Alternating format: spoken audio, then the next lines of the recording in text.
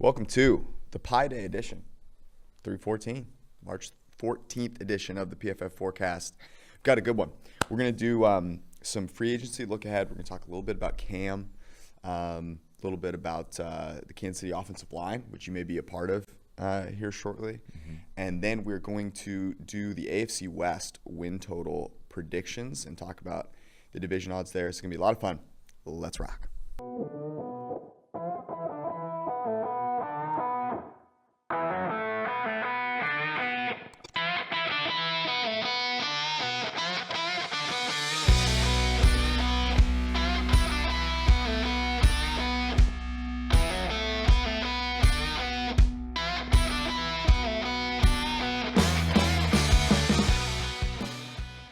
Breaking news, we just finished recording, but Aaron Jones has just signed 4 years, $48 million, basically, as you pointed out, the same contract that Joe Mixon got. Good signing, bad signing, what do you think? Come on, man. Look, this is Joe Mixon is one of the exact examples. We actually got a good season last year among running backs who signed these big deals, and it's still decidedly mixed. McCaffrey barely played. Ezekiel Elliott fell off the face of the earth. And Joe Mixon was on the inactive list for most of the season. We're hitting 50% here. You're the Packers. You just used a number 2 pick on A.J. Dillon. So what do you this doesn't make any sense to me. I am dumbfounded. I told you last week that I thought that the one light in drafting A.J. Dillon was that you wouldn't overspend on Aaron Jones. I don't understand this at all. I like Aaron Jones. I think he's a great personality and a really good football player. But paying a running back when you have so many other areas that you want to bolster to help Aaron Rodgers, it makes no sense to me. Zero. One other point here. Aaron Jones extremely efficient last year, 5.5 yards per carry, only 201 carries. Do you think they did a really good job of mixing and matching the running backs? Do you think now he gets into that 250, 300 carry range to justify this deal? And does that make it even worse? Yeah, I don't know. I mean, they spent draft capital on A.J. Dillon. I have no idea. My mind is boggled. Free agency on the horizon. We've got our very own Brad Spielberger has touched down. He's in Cincinnati right now. He's going to be with us. Do you think he's finding out the goodness that is Cincinnati? I mean, you're going to take him out to get some food. I was going to ask you, where are you going to take him? Cincy's finest. Yeah, that's the thing. It's there's so much to choose from. It might just be where the wind blows me at this point. I mean, I'm excited. Blow you right into a bowl of chili. We have a lot of content coming up over the next week. I think this brings out the best in a lot of the stuff we can do at PFF, which is scheme fits, and now we have Brad. We could talk about dollar amounts more intelligently. Obviously, we know we can project these players forward. It's going to be a good time. It's also, there's this report coming out from Diana Rossini that's basically saying that a lot of players are going to be opting for one-year deals this year. It's going to, I think, it's going to make next season interesting too, because there's going to be a lot of, you remember when Alshon Jeffrey signed a one-year deal with Philly, had a good half season, then Philly signed him to a big extension. I think that there's going to be a lot of extensions signed during their actual season, because I don't think a lot of players are going to be taking high-end money right now, because there just isn't that much to go around. There's not a lot to go around. Plus, you figure the this year is going to be a little more normal, and the TV deals should bring in a ton of money, and so you'll have it would make sense for a lot of players who don't think who aren't at the top. The only guy that I can really think of, obviously Dak got plenty, but I'd be very curious to see what happens with Trent Williams, because he's one of those guys, such a premium position. There's really no one else out there on his level. Been the highest graded highest graded tackle in 3 of his 10 seasons, including last year. He could get $20 million a year. Yeah. But he could also maybe that isn't the case, and he goes, "Give me 1 year." I mean, we know that it's for different reasons, but baseball has turned out to be like this, right? Where it's sort of there's a staring contest for a significant part of the offseason, even for guys who should be considered elite. And it's, again, just because we all have the same information. There's no some teams synthesize it obviously better than others, but there's a big, there's a big impasse here, and a lot of teams are wary of doing some of the things. Now, some teams aren't. Tampa, they're giving out voidable years or void years. The difference to me isn't that big. But then there's also like the signing bonus. They've historically not kicked the can down the road. This is the one time they are, and I can't really blame them because they have a Super Bowl window. So a blanket statement about all the teams is probably going to be false. But it's going to be an interesting time as far as. How do a lot of free agents get extended out to the draft? Like, are we talking about who signs with whom that week after, That'd be very the draft, more so than we are right now?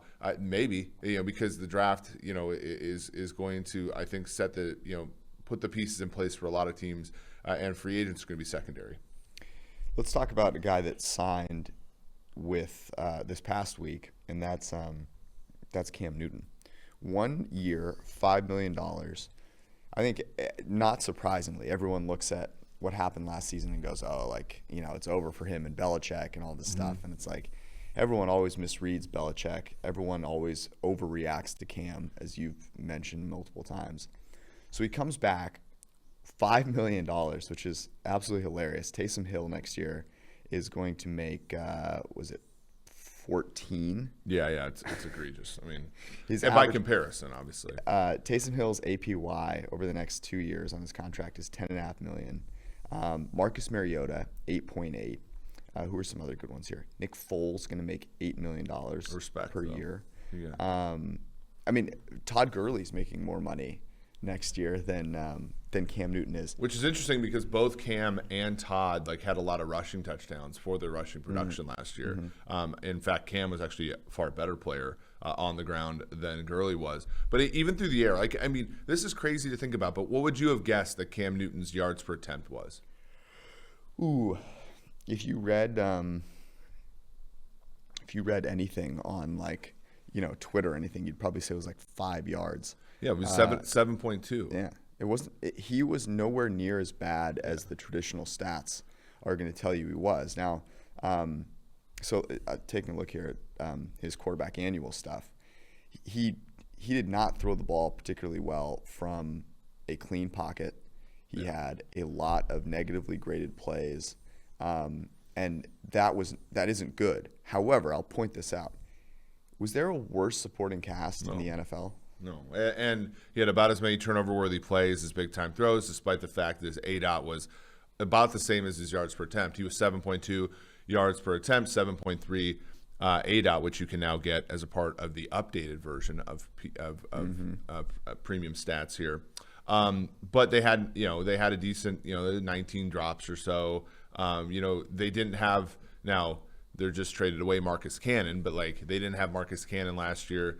You got to think that with some free agency dollars they're going to spend up at the wide receiver position. Belichick's only really spent on premium positions away from the football during his time with New England. He's never done it at wide receiver, by the way, but he's always done it with Revis and Gilmore. But the season really did turn after. So he's 8.2 yards per attempt against Miami, 9 yards per attempt against Seattle. Both game grades. Fairly good as a passer, both over really 70. Then he had the Las Vegas game where they kind of grinded that win out. Then he had COVID. Then they had the Denver game where he had 2 interceptions. Then he had the San Francisco game, if you remember that game, 3 interceptions in just 15 pass attempts. And then after that, it was sort of a series of games where he didn't throw. It's interesting, against the Jets in Week 17, he had 3 touchdowns to get him up to 8. For the whole year. But it was a lot of games where they didn't trust him that much. It was a lot of games, I think of the Rams game on that Thursday night where it was just there was a weirdness there where they didn't trust him, which to me made this signing really surprising. Because if they would have had him drop back 40 times a game and throw and he was weaker, then you could say, oh, well, there's X, Y, and Z.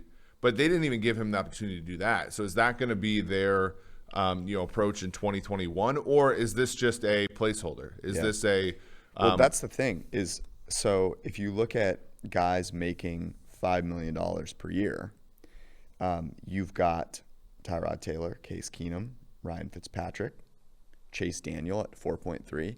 This is This is not a, hey, we're paying this guy, he's going to be our starter. But what it does signal to me is that the Patriots sitting there at 15 might be going, it's going to be hard for us to get another quarterback. I'm sure they've kicked the tires on Jimmy G. I'm sure they're doing their due diligence on all those quarterbacks and learning everything they can. And they must be saying, yeah, there's a good shot we don't get one of them. And this is as good an insurance policy as you're going to find. Getting Cam Newton for $5 million it's a fucking steal. Yeah. I mean, so here's the other thing. Here are his top targets last year. Jacoby Myers, 72 targets. Damiere Byrd, 60 targets. N'Keal Harry, 46. And James White, 46. My God, James White. James White only 46 targets. Maybe that's part of the problem. I mean, that's horrible. Well, now, yeah, it's bad. And do you think that this also signifies the fact that Belichick's in it for the long haul? Because my thought is, like, this is another situation where he's like, look, I'm not pressing anything. I'm not desperate to make moves so that we can compete in 2021, because there's no guarantee, even if you make all the right moves, that Miami and Buffalo will fall off or the Jets won't emerge as a contender. So then, for him, he's like, well, I'm not going to make any bad decisions. How many years of this, though, do you think that he is willing to put up with, or the New England Patriots are willing to put up with? I have to think that they're going to take some lottery tickets at the quarterback position. They've got to. And if they can't get a guy at 15, I would be stunned if they didn't take a guy at some point, second or third round. Think about like a guy like Davis Mills, the guy that Chris Sims on the last podcast. Davis Mills also showed up in the FanDuel odds to be the number one quarterback taken this week. There you go. I could see that happening. That'd be incredible. But I could see them taking a couple of shots here. The weird thing to me is bringing Cam Newton back is, again, I think Belichick saying, we can win football games. Yeah. And I don't know that that's necessarily the case. Does he know? I mean, so they went 7-9 last year. Probably, I mean, I guess the Baltimore game was weird, but there were games they could have won, so let's say they're fundamentally a 7-9 team still. Belichick clearly doesn't believe in tanking, right? Because last year was the year to do it. The year to do it, yep. And because all the players opted out, he didn't have any receivers, et cetera, and he still they put together game plans to win 7 games. Do you think that he'll never put his team in a position to tank? Like, if they lose 13 games, it's going to be because they lost 13 games, not because they went through any sort of procedure that was. Yeah, and it's weird, man. Like, I would have expected, if anyone was confident enough and Belichick presumably gets it and has nothing to lose. He's in the perfect position to do it. So it's weird. I think Belichick is probably wired more similarly to some of the great players than we think. Like, Brady's never, gonna tank. Jordan was never gonna. They were. He never asked to be taken out of a game when they're behind by 21. Yeah, it's one of those. I just don't think he's got it in him. So it's going to be very interesting to see this season. I am very curious to see, and this we can transition into the free agency stuff. Very curious to see if they go out and attack any of these wide receivers, because for my money, Will Fuller would be the perfect guy for them. You'll probably get him somewhat cheap. Yeah. People don't want to deal with the injuries and the PED stuff. And he gets separation down the football field, which when Cam Newton was last great, it was with Ted Ginn and not Kelvin Benjamin. Well, that was what we were discussing. I was thinking Kelvin Benjamin being sort of a very poor man's Kenny Golladay. But what you mentioned was their actual seasons of success were when Benjamin was injured, and Ted Ginn was the number one guy, along with the tight end. That's the other thing that the Patriots have really missed. I mean, yep. Gronk no longer being a part of that football team is an immense loss. And they tried drafting 2 tight ends in the last draft. That really didn't work out year one. Is that a player Cam needs? Does that mean Hunter Henry? Hunter Henry being sort of like a we'll talk about the Chargers here, but Hunter Henry testing the waters. Does he go there? I mean, Jonnu Smith, Jared Cook. There's a ton of tight ends that are available to be had here during these months. And do you think the Patriots? I mean, that to me, they have to go after a wide receiver and they have to go after a tight end, and maybe they'll make a splash. Now, in fairness, Josh Hill could have been one of their targets. He's no longer on the. That's true. He was snapped up by Dan Campbell. I wonder if Jared Cook, does he just get the band back together? Yeah, or Benjamin Watson comes out of retirement to go play for the former Saints coach. Benjamin Watson was a guy that I had on my fantasy team for like 7 straight years, always expecting him to have a breakout. And Ben Watson was the least athletic tight end to ever run a 4.4 in the combine. Yeah, I think that's fair. I think that's very fair. I mean, you mentioned Galladay, and so there's Galladay, Fuller, obviously Godwin and Robinson were both tagged. There's Juju, Corey Davis. Corey Davis is an interesting one. Which one of these guys, or maybe multiple of these guys, are going to, I feel like, get, they're not going to get the long-term big money that they're looking for. And in fact, that could be a lot of guys. Who are some, as you look at the free agents that are still there, that you're like, man, this guy might have to take a deal for 1 year? Let me ask you a question based upon what you just said. Yeah. If you were a star wide receiver, would you take a long-term deal? Probably not. Right. It depends. To me, the answer is it depends. Yeah. If Seattle's signing me, sure. If the Houston Texans, Houston Texans trade Deshaun Watson to does, yeah. But when you look across the league, the quarterback position is extremely transient in the NFL. Look at the division we're talking about, right? The division we're going to talk about today is probably the most stable. But even then, Denver's quarterback is up for grabs. The Las Vegas Raiders are constantly talking about upgrading for Derek Carr. Justin Herbert's in year 2. We have no clue. He had a great year 1. We'll have no clue. Mahomes is the one. But you look at the NFC South. Matt Ryan, this is last year, possibly. No clue about Carolina. Teddy's the guy now, but very well could draft somebody. Tampa Bay's Brady, right? Like Brady's going to retire at some point. And then who the hell is the New Orleans starting quarterback? If I'm a wide receiver, think about Allen Robinson. He goes to Chicago, and by the time he's in year 3, he's so frustrated with quarterback play that he moves on. I think a lot of these guys might prefer to. Especially a guy like Juju, who Juju's in a place where he could sign somewhere like a 4-year deal and be in an offense where he's doing his job really well, but he doesn't have production at all, right? And if that happens, then that's his last contract. You know what I mean? And so I think about, okay, so obviously Robinson and Godwin are staying put. Galladay, I think, will get a decent deal. I think Fuller will get a decent deal. After that, can you see Corey Davis getting a longer deal? Antonio Brown, obviously not. T.Y. Hilton's going to go to the Bills for 1 year, $10 million. It looks like that all over the place. Curtis Samuel might be one that surprises us for sure. But no, at the wide receiver position, I see a lot of guys sort of. Last year we only had one free agent at the wide receiver position that made any kind of money. Robbie Anderson was not, he did not break the bank. No, it's a really good point. I think the league also just sort of sees them as being pretty replaceable too. So yeah, I think that's a really good point. What do you think Trent Williams ends up getting? You think the odds-on favorite is that he stays in San Fran. San Fran has about 30 in cap space, but they could probably. You always tack on a little bit more to that, I guess. 23. Yeah, I'm going to be very interested to see. He's the guy to me that if you were betting on who gets the best deal, relative to what they would get in a normal year, it's him.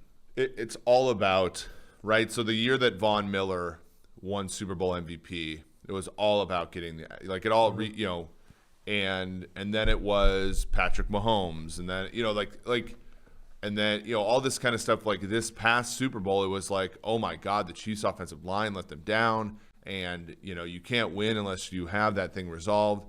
And so, like, I think teams are going to look at Trent Williams and say, well, if he's healthy in the Super Bowl, that shit ain't happening to us, so I think he'll have a market for sure, which is good for teams that, because I don't see another tackle making that much. Like, the existence of Riley Reef helps the teams. I think the existence of Alejandro Villanueva, helps the teams. Like, there are going to be tackles that get money in free agency, like in that $6 to $7 million range, that start for teams this next year. And I think that's going to hurt. Like, I think that the offensive line is going to be even more of a barbell in that way. Mm-hmm. So your Chiefs, no tackles. They've been disposed of. A lot of memes about Mahomes looking at his offensive line. He's just sitting there by himself. Those are fun.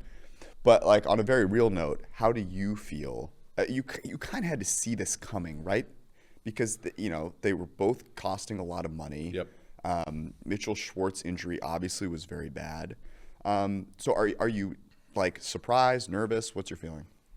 I'd be a little bit more nervous if they obviously didn't know that this was coming, right? Like, the one thing that was interesting was a couple weeks ago when Schwartz had his surgery and they were talking about Fisher being ready for training camp, and I was like, that's absurd. Mm-hmm. Like, so they were clearly, like, sort of setting the thing up, I think, to get rid of the two guys. Schwartz, obviously, top 3 tackle in during his time with the Chiefs, as well as just overall. So it's tough. Also Austin Ryder, starter at center for 2 straight seasons, looks to be out. So it's going to be tough for them. That being said, they didn't really have a great offensive line all year. Like, Schwartz has been out for most of the last 10 games of the regular season, most of the playoffs. Fisher isn't all that good anyway, right? Mm-hmm. So, I think that they're not that far. Lucas Niang was a right tackle they drafted last year that opted out. And the free agency pool is replete with guards and will be tackles as well. So I think they'll be okay. There's a decent amount of work they have to do. I mean, they have not converted Chris Jones's $20 million roster bonus to a signing bonus. If they did that would make that, like, that would free them up. I forgot how many years, but like $15 million in cap space. Mm-hmm. Tyreek Hill has a similar, not quite as much there. And then I think Tyrann Mathieu is going to be extended soon. So I think they'll have enough. Like, if they wanted to make a run at somebody like Trent Williams, they could. It would just be literally probably their only real move of note. Mm-hmm. Yeah, it's interesting. Like, I actually think there's another former 49er that would make more sense for them to go after, and that's Richard Sherman. Especially if you can, get him on somewhat of a deal. He obviously values competition and being good on a good team, and that would be a good team. I think he would love to play with Tyrann Mathieu. In fact, Trent Williams brought up the Chiefs this past week, and I was very surprised that he brought it up for Sherman. But it does make some sense to me, and I'm guessing you're on the same page as far as tackles go. But, like, their problem last year wasn't that their tackles were bad; it was that they ran out of them. Yeah. So, like, the point here is that you want to go get depth at on your offensive line. You don't need Trent Williams. You need bodies. Yeah, I mean, people are absurd. This is the thing about the Chiefs that really makes me laugh a little bit. They made the Super Bowl, right? Mm-hmm. And their approach on the offensive line is very clearly pay for tackles, skimp on the interior, which is almost exactly what we would do, right? Mm-hmm. And in the Super Bowl, and they even skimp on left tackle because it's more expensive than right. They pay up for the a good right tackle rate for Schwartz. And in the Super Bowl against the Niners, like, they had to help Fisher out a lot, and their interior of the offensive line wasn't great either. On the Wasp play, Buckner looped. If Buckner just rushes upfield, Mahomes is sacked and they're punting down 10. And the problem is like the way that the thing is constructed, it's scarcity. Like, you can't. Like, it's not your fault sometimes that you left with holes because you can't pay everybody, and sometimes guys get hurt, and so people are like, they saw it as a design flaw in the Chiefs. I'm like, no, like, the 2 tackles got hurt. What do you expect? And Tampa was the hottest team in football at the time. So, like, what did we really expect to have happen there? I thought that Andy Reid would call a better game. Like, that was the one failure I thought. I thought he'd call a better game and protect Mahomes a little bit differently. But going into the biggest mistake they could make, I think, this offseason would be to say everything else. We need to correct everything else after we correct the offensive line, because part of the reason your offensive line was so thin was because you paid up for wide receiver depth, you paid up for cornerback depth at times, your safety depth really. You made some mistakes, Frank Clark, Anthony Hitchens, but like don't compound that because if Trent Williams gets hurt in week 3, they're in the same freaking place that they were in the beginning here. So I think you need to spread out the risk a little bit if you're Kansas City, especially. There's some other so it'd be interesting to see what Sherman gets. There's also William Jackson.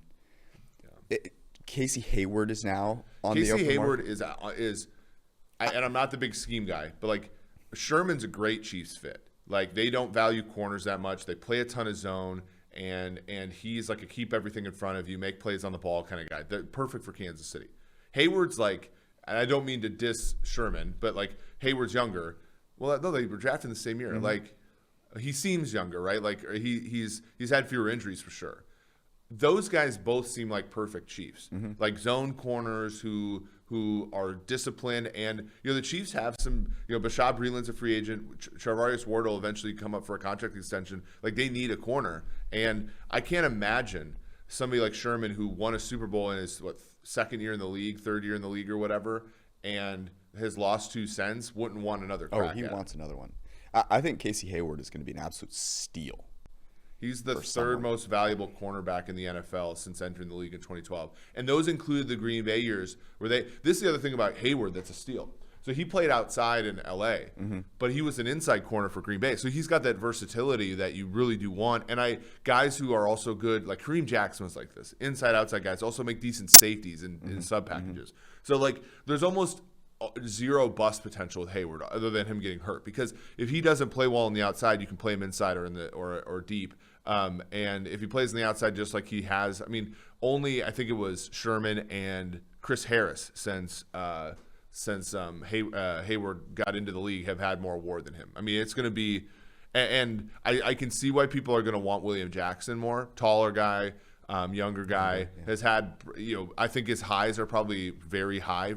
Some teams view that, but the inconsistency there is going to make me pause a little bit and say, do you really want to give him the top of the market cornerback deal? Yeah, I just think someone's going to get Hayward, and we're going to look at it next year and go, wow, that was a big move. So it'll be very interesting. We will be live 95 with you guys if you're listening to this on Sunday. With you tomorrow on Monday at 3 p.m. right here. We're going to have a whole crew. It'll be a lot of fun. You can go to pff.com, get yourself a Edge subscription, and check out the free agency big board. Look at all the salary projections from Brad Spielberger, all of the grades and analysis for each of those players, so that you are up to date on everything that is happening and ready for free agency. And of course, the draft is right around the corner. The draft guide is second to none. You'll want to make sure that you get your Edge subscription in time to read all of it, because it is a lot. We're going to do a little AFC West win total predictions here. Let's take a look before we do at the odds here on DraftKings Sportsbook.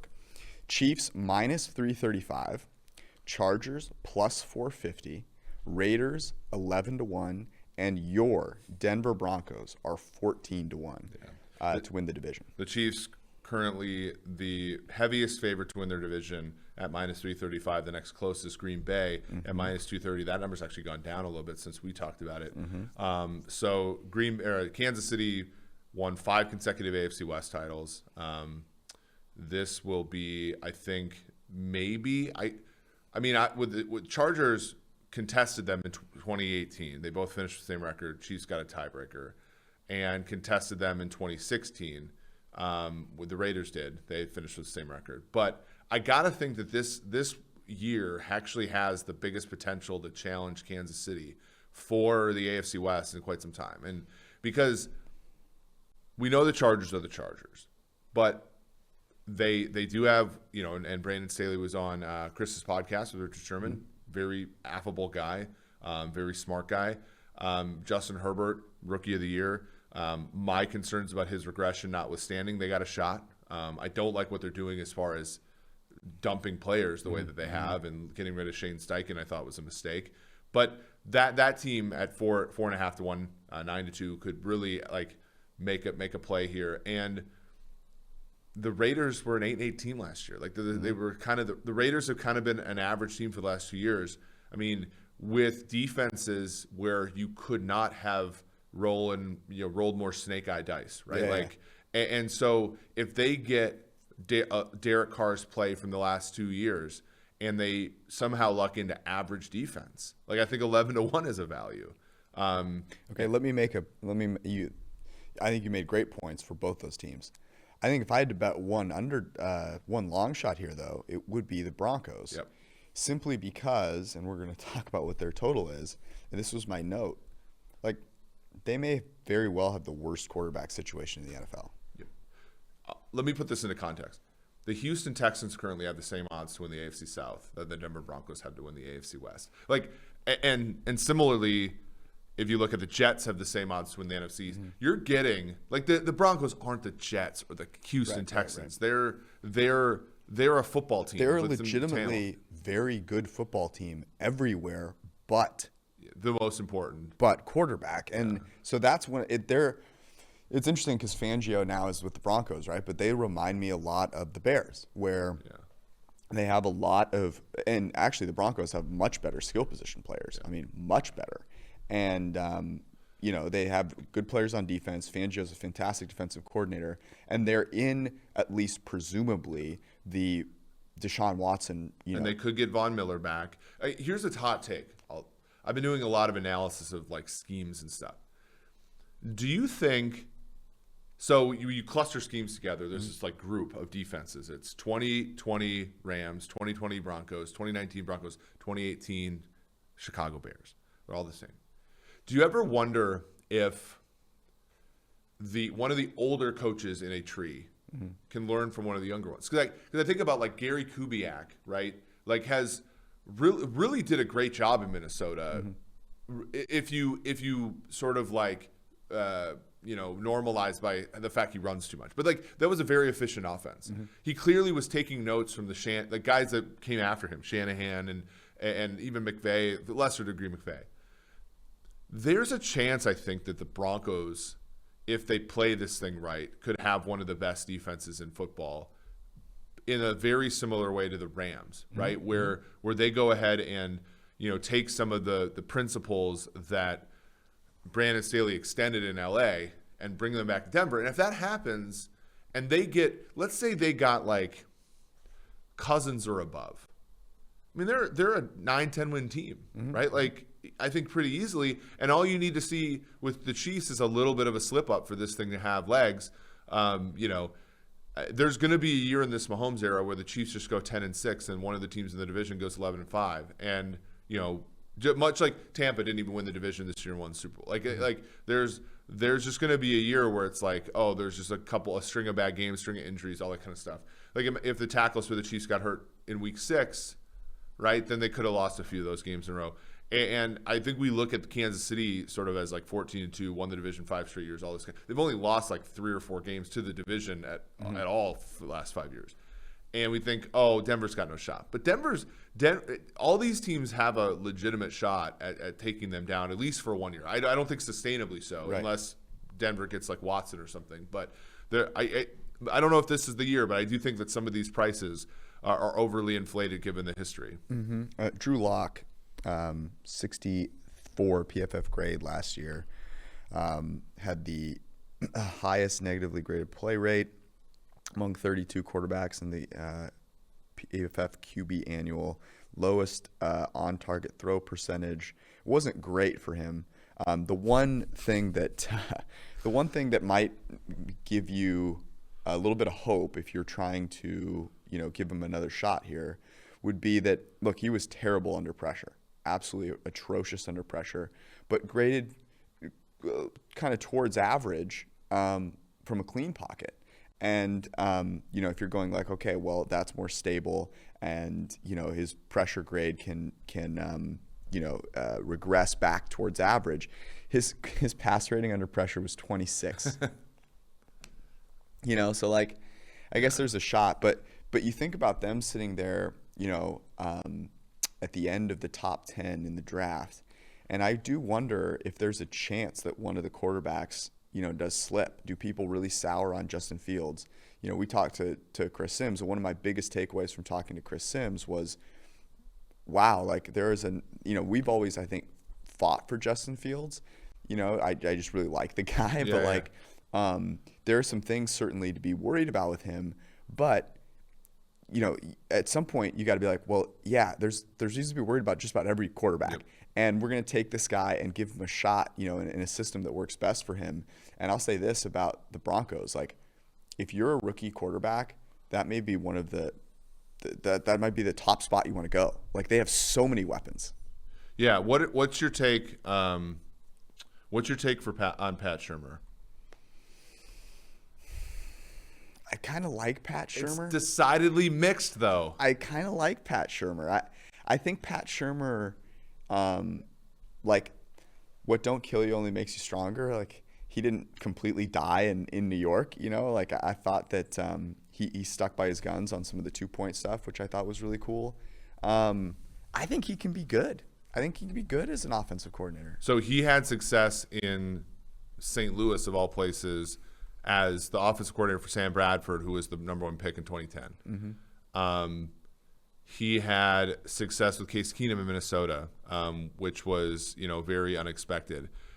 And I don't mean to play revisionist historian here, but the New York Giants were 12th in 2019 in yards per play.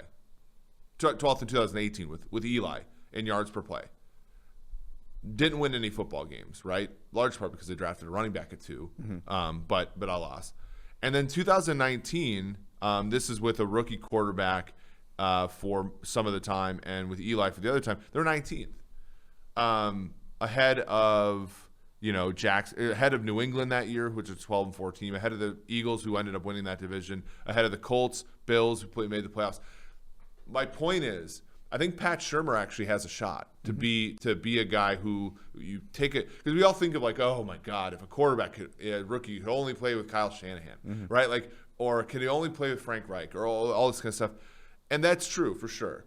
But we are sleeping on the Shurmur, and like I think that the point of the last year when they were together, Locke and of course Shurmur, is that Drew Lock sucks. So, like, get a guy who's actually good, and you might be able to lean into that a little bit.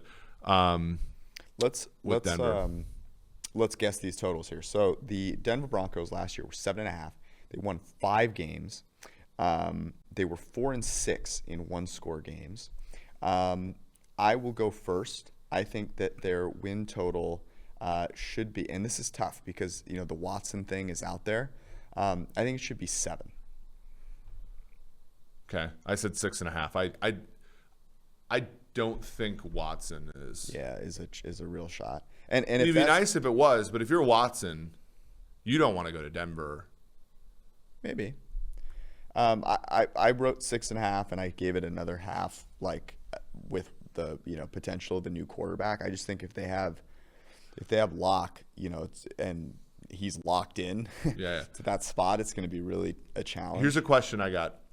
Just to expand upon that, because I think your thought process is probably. I think median, if you throw in all the world simulations where Watson's in there, the mean is 7. Let's just say that. But let's actually play like a little bit of a game here with the quarterbacks. Okay, what's this win total with Jameis?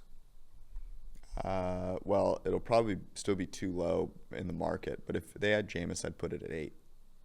Yeah, I think 7.5 would be. What's this win total with Kirk Cousins? Probably 9.5. Yeah. What's this win total with Ryan Fitzpatrick if he doesn't retire? Probably same with Jameis. 7.5, 8. Like, we walked through this. Yeah.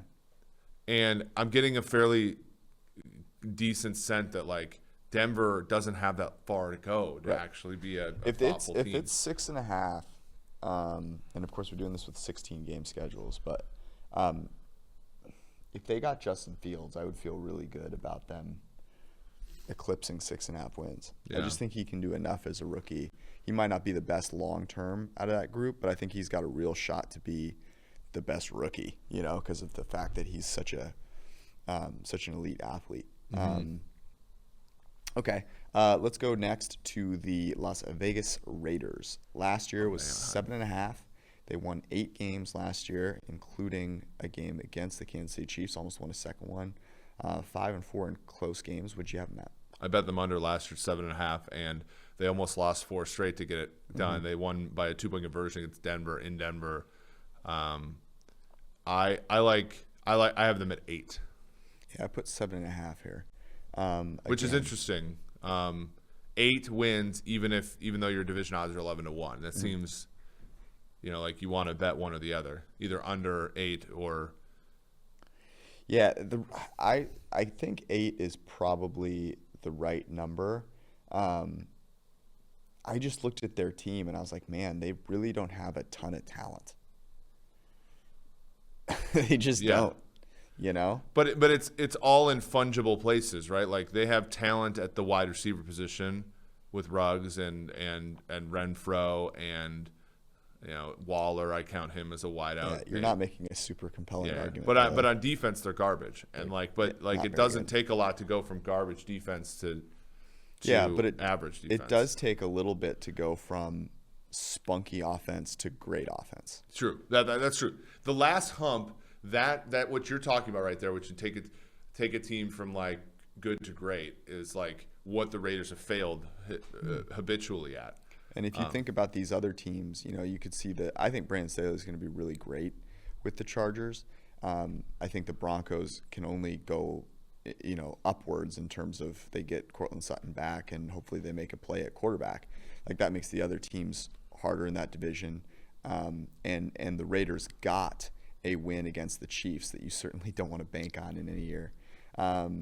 So that's kind of I just think that I think this will be a really interesting year for Derek Carr because, man, they don't have that great of a supporting cast, and I wonder if he's able to raise it up or if if it causes him to not look so great. Let's go to the Chargers now. Chargers last year were 8. They won 7 games. They were 5-7 in one-score games. What do you have them at? 8.5. They're still the Chargers. Mm-hmm. I put them at 8. They're still the Chargers. I put them at 8, and I think that's going to be. I think 8.5 is probably what the market will be. Mm-hmm. But the Herbert love is significant. I mean, the funniest thing, there's this like big time paradox in the NFL, which is the Chargers simultaneously have no fans and all those fans come out of the woodwork when you say anything bad about Justin Herbert. Yeah.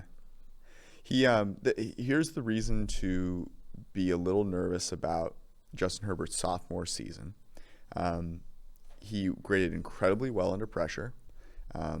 Expect that to regress a little bit. He had almost more passing yards deep than intermediate.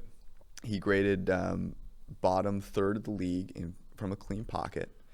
And this is not Justin Herbert hate. This is just simply looking at the data and trying to be realistic about things. Actually, I think Justin Herbert's a really cool dude. Like the fact that he came into Los Angeles and was a totally just like normal laid back guy, I think was perfect for what the Chargers needed. He fit in with the team well. The thing that obviously, the Chargers do have the most salary cap space in this division at $46 million. So if they wanted to, they could sign Hunter Henry back. Mm-hmm. But like losing Hayward, Melvin Ingram is sort of on the downward part of his career. Derwin James, he'll be back, but like how healthy can he stay, right? Like it's going to be a question mark. Chris Harris Jr. is not a spring chicken anymore. And on the offensive line, they just got rid of Trey Turner, and they don't have a left tackle to speak of. Like if they go out and get a franchise left tackle, then what are they going to, that's going to cost them almost half of the money that they have. And then what are they going to do at number 2 wide receiver? What are they going to do at tight end? What are they going to do in the secondary? What happens if somebody like Joey Bosa gets hurt? Like those are questions like that you normally don't ask, but like this is the Chargers, and this happens every time. Passer rating under pressure for Justin Herbert was 99.4. Passer rating from a clean pocket was 97.7. So you can see that and you go, wow, that's interesting. Very rarely does a quarterback have a better passer rating under pressure than he does when clean. And that's borne out in the fact that the average passer rating under pressure is 66, and the average passer rating in the NFL from a clean pocket is 104. So that number, those have grown. Like most of the gains in the NFL, passer rating wise, have come with clean.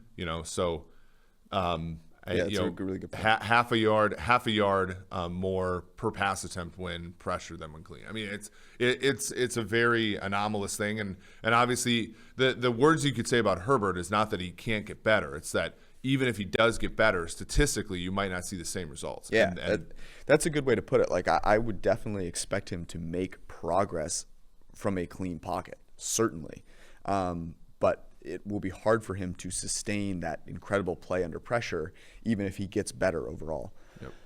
All right, let's go to the Chiefs here. I'm very interested to hear what you have. I put them at 12. I'm doing the same numbers last year, 11.5. 11.5. I thought that's what you. Andy Reid's Chiefs have gone over their season win total every single season he's been the head coach. Mm-hmm. That's why I went 11. That's why I went 12. And I think if I had to, I'd probably still bet the over. Yeah, I don't know how you can't. They went 8-1 in one-score games, by the way. Well, they like every single. games. Well, they were the first team in NFL history to go.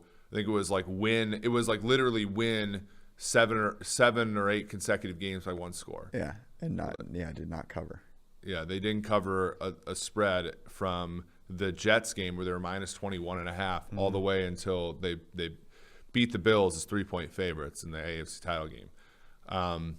It was a weird year. Like I think the lack of a number 2 wide receiver hurt them in a lot of places. I think obviously our offensive line made things less easy than they could have.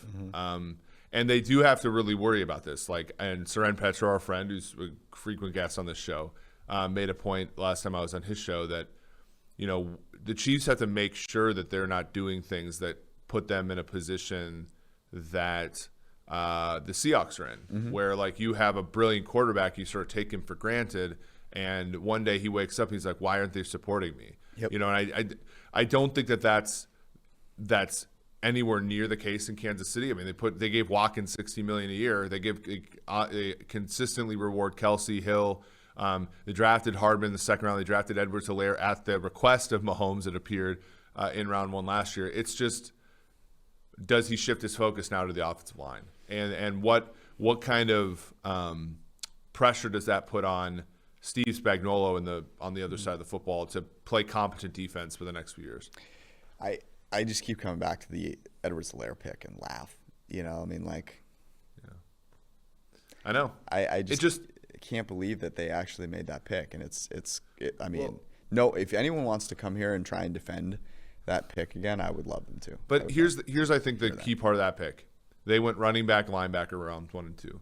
The other team that we view as very, very smart, the Ravens, linebacker, running back 1, 2, and both teams had perturbations that really screwed. Like the Ravens couldn't swing a bat and hit they couldn't find a wide receiver at all, and the Chiefs, the Chiefs could have had a tackle at that spot. They could have had a second wide receiver there. They could have had a number of things, a cornerback, something like that there, and I get it. I get the whole look, we're a stacked team, so let's take a luxury position. But I think what we're finding is that no team is in that position. None. Tampa will not.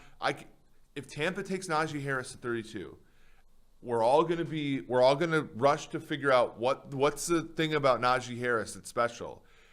And when Tampa loses an edge player and a corner through injury, and they're an average defense next year, and Brady's grinding out 55 pass attempt games during the middle of the season, it's going to be like, No, it was just they thought they were more stable than they were. And that was to me the Chiefs Edwards-Helaire pick. Is it going to crush the franchise? No, no decision is going to crush the Chiefs franchise. They have Patrick Mahomes. Did it make their lives any easier? No. No, it harder.